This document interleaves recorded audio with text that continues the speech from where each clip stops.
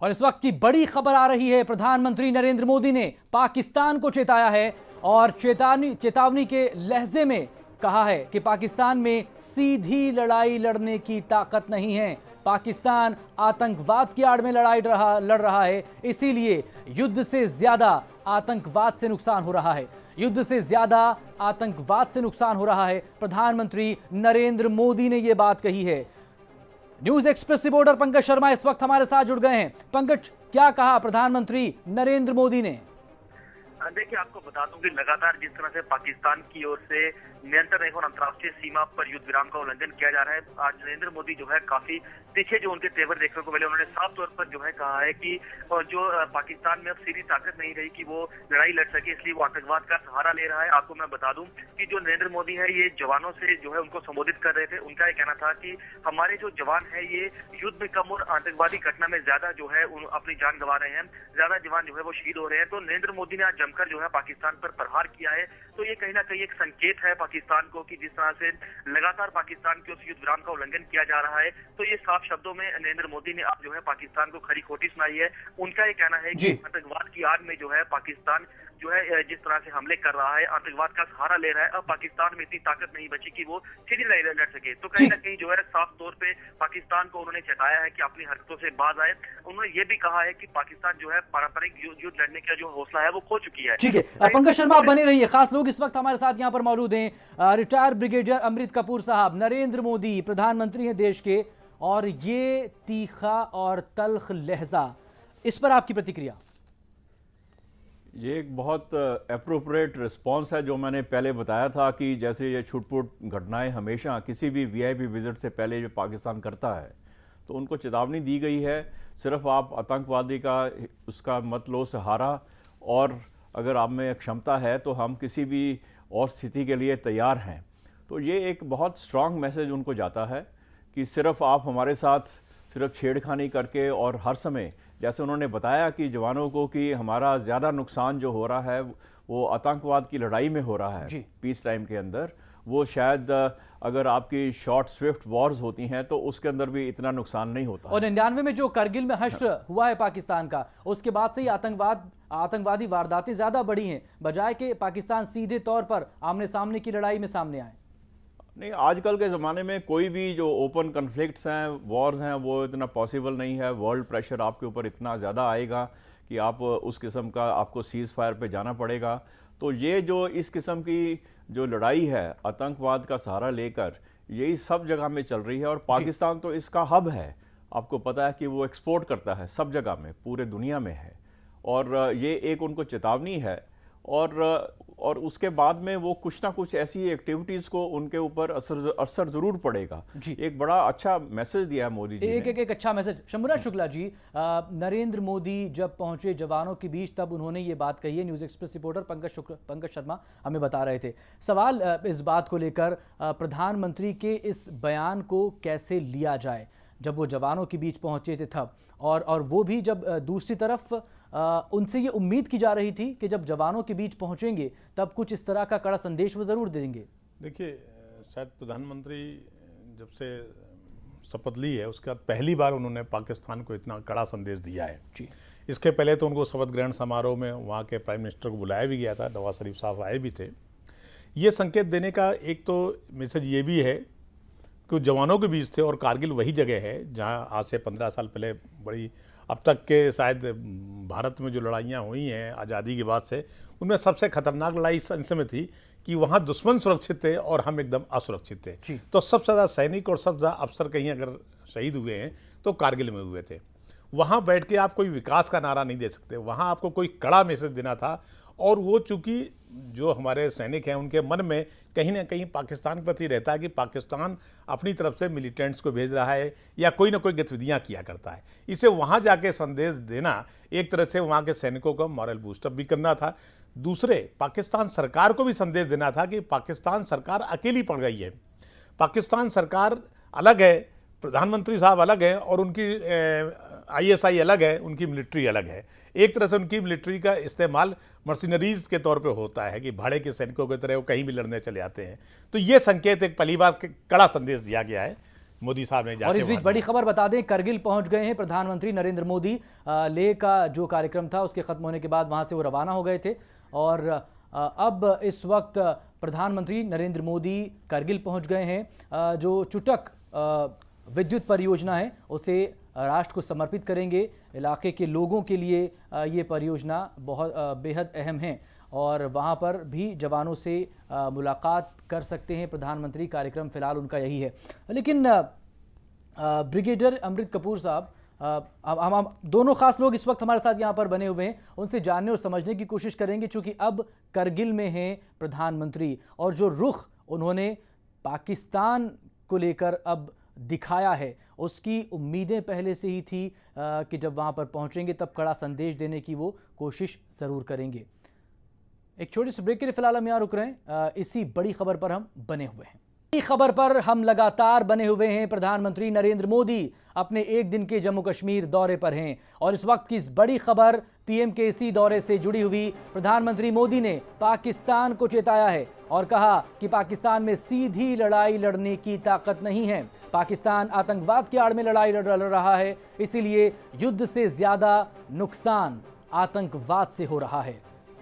ये दो टूक बात कही गई है प्रधानमंत्री नरेंद्र मोदी की तरफ से उस वक्त जब वो सैनिकों के बीच पहुंचे थे और सेना के जवानों के बीच उनका मनोबल, उनका हौसला बढ़ाने पहुंचे थे प्रधानमंत्री नरेंद्र मोदी। लेकिन इस बीच उन्होंने पाकिस्तान को चेतावनी दी है। पाकिस्तान को चेतावनी देते हुए प्रधानमंत्री ने कहा कि पाकिस्तान में सीधी लड़ाई की ताकत नहीं है। पाकिस्तान आतंकवाद की आड़ में लड़ाई लड़ रहा है, इसीलिए युद्ध से ज्यादा आतंकवाद से नुकसान हो रहा है। बड़ी खबर इस वक्त प्रधानमंत्री नरेंद्र मोदी के जम्मू कश्मीर दौरे से निकलकर आती हुई। करगिल पहुंच गए हैं प्रधानमंत्री, लेकिन इससे पहले जब वो सेना के जवानों के बीच पहुंचे, ये तस्वीर इस वक्त प्रधानमंत्री के काफिले की।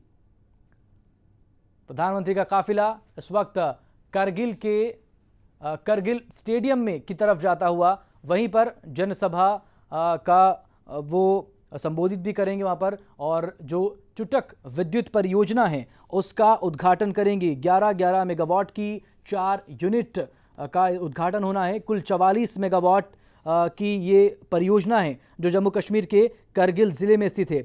बैराज साइड सारजे गांव के निकट करगिल से करीब 14 किलोमीटर की दूरी पर यह स्थित है और उसी के लिए प्रधानमंत्री नरेंद्र मोदी का काफिला बढ़ रहा है।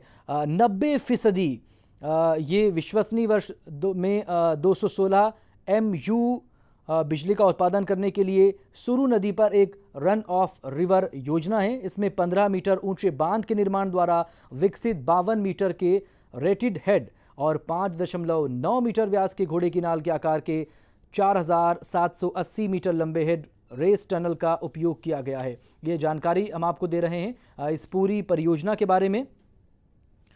पावर हाउस और जो बैराज स्थल है वो करगिल जांस्कर रोड पर करगिल से 9 किलोमीटर और 15 किलोमीटर की दूरी पर ये स्थित है।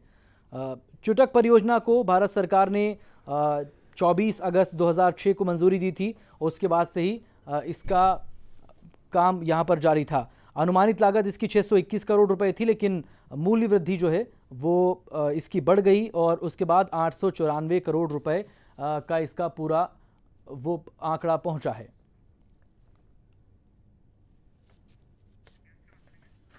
खास लोग इस वक्त हमारे साथ यहाँ पर मौजूद हैं। वरिष्ठ पत्रकार शंभुनाथ शुक्ल हमारे साथ यहाँ पर मौजूद हैं और रिटायर्ड ब्रिगेडियर अमृत कपूर साहब इस वक्त हमारे साथ यहाँ पर मौजूद हैं। शंभुनाथ शुक्ला जी, प्रधानमंत्री नरेंद्र मोदी वहाँ पहुँचे और जो एक बड़ा बयान उन्होंने दिया है, इंतज़ार इस वक्त किया जा रहा है।